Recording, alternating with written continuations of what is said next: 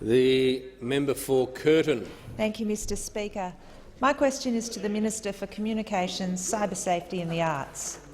Will the Minister update the House on how the Morrison government is protecting children online during the COVID-19 pandemic, particularly as they return to school?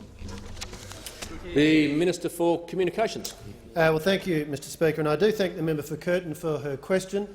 Of course, as a former Vice-Chancellor of one of our leading universities, she has a long-standing commitment to the welfare of young Australians, and so it's a very appropriate question for her to be asking. And of course, what we have seen through the COVID-19 pandemic is very high usage of the internet by children and by adults.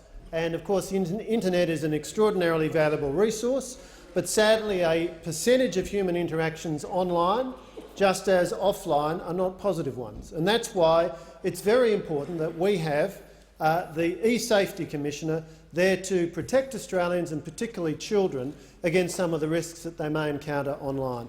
And indeed, our government took the lead in establishing what was first called the Children's eSafety Commissioner in 2015, before its responsibilities were expanded, and one of the leading governments around the world in making sure that there was an agency there to protect Australians. The eSafety Commissioner funded with $90 million over the next 4 years, and what we've seen, Mr Speaker, over this period is traffic to the website of the eSafety Commissioner, esafety.gov.au, has doubled over this period as Australians, and particularly children, parents, carers, teachers, come forward seeking practical advice and assistance. Indeed, more than 28,000 people have registered for one of eSafety's free webinars since mid-March. Now, very importantly, the eSafety Commissioner has the power to intervene if a child is the subject of cyberbullying. The eSafety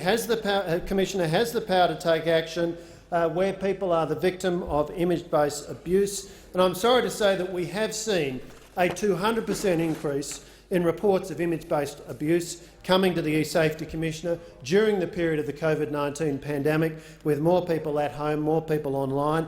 We've seen an 80% increase in reports of child sexual abuse content, I'm very sorry to report to the House. And as children are returning to school, we have also seen an increase in complaints about cyberbullying, up 128% on last year.